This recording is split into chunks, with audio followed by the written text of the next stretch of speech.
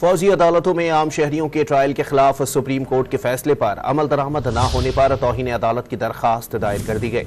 मजीद जानते हैं don news के नुमाइंदे हसीब भट्टी से। हसीब, बताइएगा दरखास्त में क्या मौक़िफ़ इख्तियार किया गया है?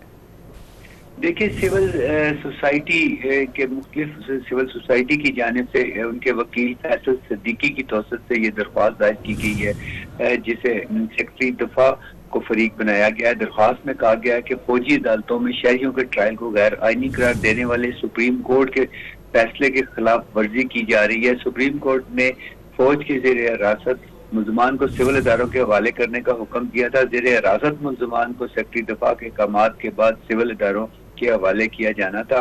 43 दिन 43 डेज हो चुके हैं, अभी तक ऐसा नहीं हुआ। इस फैसले के ऊपर अमल दरामद नहीं हुआ। सेक्रेटरी दफा ने अमल दरामद नहीं कराया, लिहाजा सेक्रेटरी दफा जानबूझकर और बदयांशी से सुप्रीम कोर्ट के फैसले को नजरअंदाज कर रहे हैं। दरख्वास्त में इस्तदा की गई है कि सुप्रीम कोर्ट के फैसले के खिलाफ वर्जी पर सेक्रेटरी दफा के।